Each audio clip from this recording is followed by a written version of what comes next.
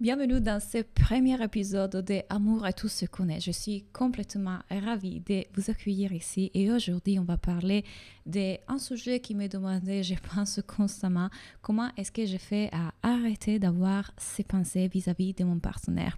Et quand on parle de ces pensées, souvent ce sont des pensées de rejet, des critiques. J'ai eu des clientes qui m'ont dit je l'insulte vraiment dans ma tête, je pense qu'il n'est pas assez beau, je pense qu'il n'est pas assez, il n'est pas assez masculin, il n'est pas assez présent, il n'est pas assez charismatique. Bref, toutes ces pensées qu'on peut avoir vis-à-vis de notre partenaire et qui sont des pensées intrusives, obsessionnelles et qui font vraiment mal parce que je sais exactement qu'est-ce que vous êtes en train de passer. Comme vous savez, je suis passée par là et j'ai pu guérir du TOC du couple et ça n'était pas un chemin facile. Et j'ai pu tout simplement voir comment mon interaction, ma relation à ces pensées intrusives pouvait complètement changer. Et c'est mon propos dans ce premier épisode de vous parler de comment arrêter d'avoir ces pensées. Et tenez-vous bien et laissez que mes mots touchent une partie de vous beaucoup plus profonde que juste le mental. Le mental voudra interpréter mes mots, le mental fera résistance à mes mots.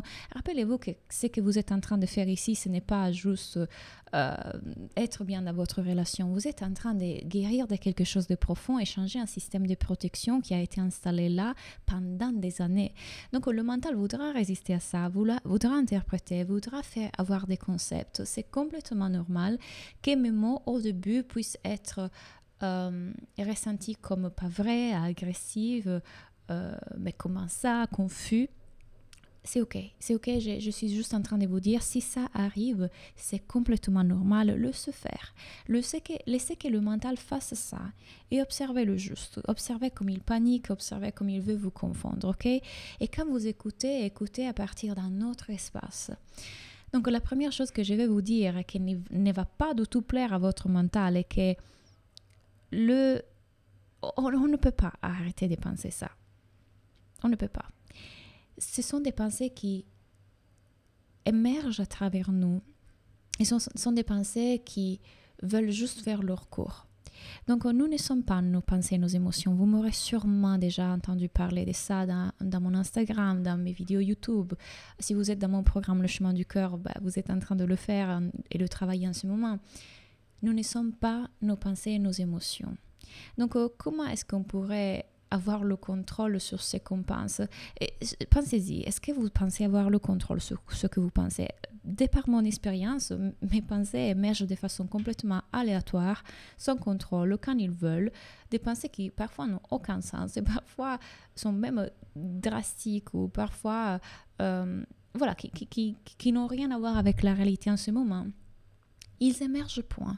Ils émergent parce que c'est l'activité psychologique de notre cerveau, c'est la façon dont cette machine s'est façonnée et il veut essayer de nous faire survivre dans le monde. Mais qui est qui essaye de faire survivre? Un moi qui est complètement imaginaire. Un moi qui est créé par cette machine. Cette machine crée une idée de qui on est. Donc, je suis Claudia, je suis née en Sardaigne, j'ai 35 ans, blablabla. Bla, bla, bla. Et elle est comme ça et pas comme ça, elle est plutôt comme ça et pas comme ça. Tout ça sont des idées. Et de la même façon qu'on crée des idées sur ce moi qu'on croit être, qu'en réalité, et on le verra là dans cet épisode, on est beaucoup plus que ce moi, on le crée aussi sur l'autre. On a les mêmes identiques pensées aussi sur l'autre, mais qui ne sont qu'aléatoires. Elles apparaissent quand elles veulent, de façon imprévisible, et on ne peut pas les arrêter.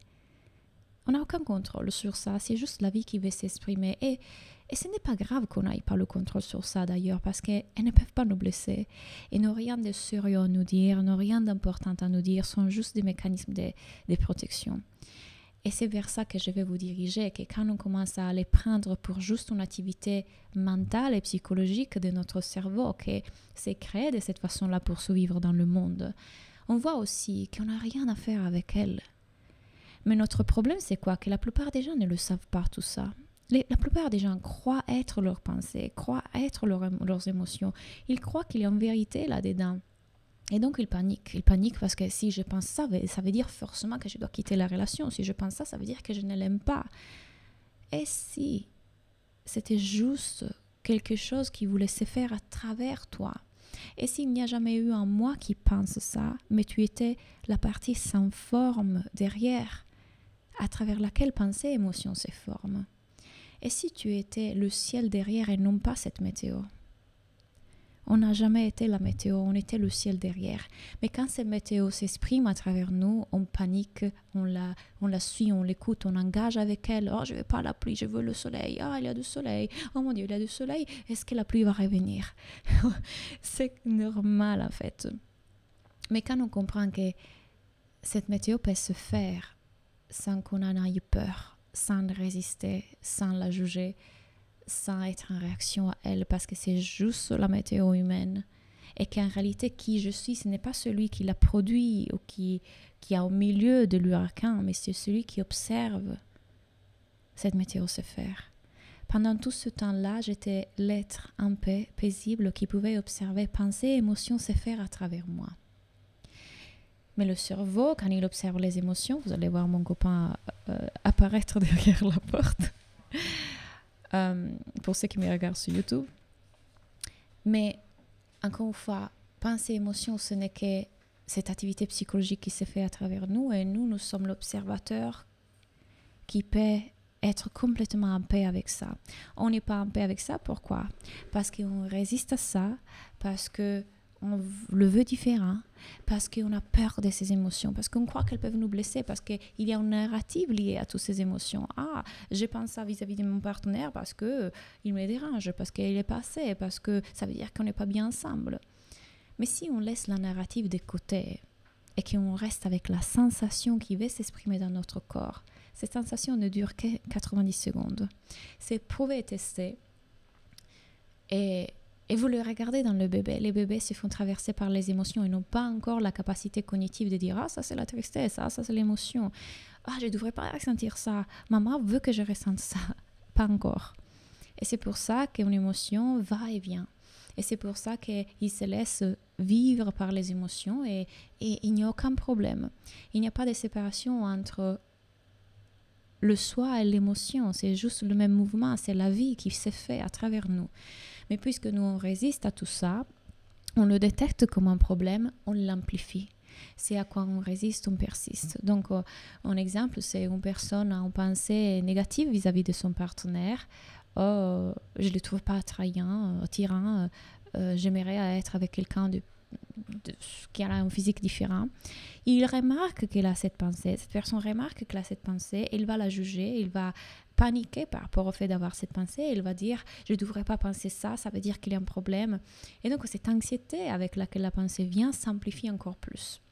Mais imaginez, et ça c'est vraiment gymnastique mentale, et c'est tout ce que je vous enseigne dans mes programmes, imaginez qu'est-ce qui se passerait si la pensée émerge. Oh, aujourd'hui, je le trouve vraiment pas attrayant et j'aimerais qu'elle soit différente. On remarque la pensée venir, on ne la prend pas pour vrai, pour personnelle, pas importante, c'est juste l'activité psychologique de notre cerveau. Et je vous dirai un peu plus tard dans le podcast peut-être pourquoi ça apparaît. Et du coup, on l'observe. Ah, c'est juste ça. C'est encore mon mental, c'est encore l'activité psychologique. Ça ne veut pas dire que l'émotion n'est pas là, ou qu'on la nie, ou qu'on fait un bypass spirituel dans le sens, ah, mais en tout cas, c'est juste des émotions. Non, elle est là. Et en même temps, qu'est-ce qui se passe, c'est qu'on peut complètement la ressentir. Complètement se détendre dedans. Être curieuse avec. Qu'est-ce qui se passe si je vais ressentir dans le corps où elle apparaît, dans mon plexus solaire ou dans la poitrine. Et je respire avec. Je la laisse être là, prendre la place qu'elle veut prendre. Elle ne peut pas me blesser. Elle n'a rien de sérieux à me dire à part vouloir m'indiquer « Hey, attention, tu étais identifié à pensée, émotion et tu avais perdu de vue que amour est tout ce que tu es. Que tu es le ciel derrière et pas la météo. Que tu es la conscience et pas un moi dans le monde. Il n'y a jamais eu de moi dans le monde. Tu étais la conscience qui fait expérience. Les émotions sont là comme des portails d'éveil justement pour nous rappeler ça. Tout ce temps-là, tu avais oublié que tu n'es pas le personnage que ton mental a créé. Et toutes ces narratives qu'il a créées autour du personnage n'est pas vrai. Il n'y a pas de séparation entre toi et le ciel, toi et une plante, toi et une pierre, toi et l'océan. Il y a une seule chose. Mais puisqu'on grandit en disant ça c'est moi, ça c'est toi, on croit à cette illusion qu'il existe en moi, il existe en toi, et donc on croit à l'idée de séparation et on souffre. On souffre que quand on est dans notre tête, on souffre que quand on prend au sérieux ses pensées, on souffre que quand on veut les arrêter à tout prix parce qu'on croit qu'il y a un problème. Mais quand on les laisse être et on arrête de chercher à qu'elles partent parce qu'on veut qu'elles ressentir qu'il y a amour et joie dans notre couple, impossible, là quelque chose s'apaise, là quelque chose c'est... Il n'y a plus rien. Il y a la vie qui peut se faire constamment avec des vagues. Et quand ces vagues viennent, je me rappelle que j'étais l'océan. Et une vague revient. Et je suis l'océan encore. Et une vague peut venir. Mais en aucun moment, l'océan croit d'être la vague. L'océan sait que la vague fait partie de l'océan et il reste l'océan. J'espère que vous comprenez du coup que lutter contre les pensées intrusives vis-à-vis de votre partenaire ou de votre couple n'a aucun sens. Et contrairement à ce qui vous est enseigné dans le développement personnel, la psychologie moderne, ça sont des enseignements bouddhistes, spirituels, des enseignements que les maîtres, les personnes les plus illuminées de notre planète essayent de nous partager, même les personnes qui vous disent méditer, ça c'est une méditation consciente, une méditation éveillée, une méditation quotidienne de tous les jours.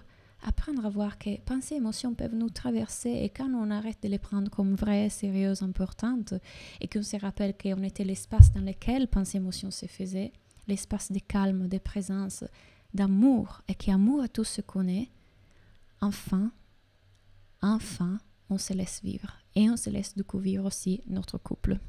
J'espère que ce premier épisode vous a plu.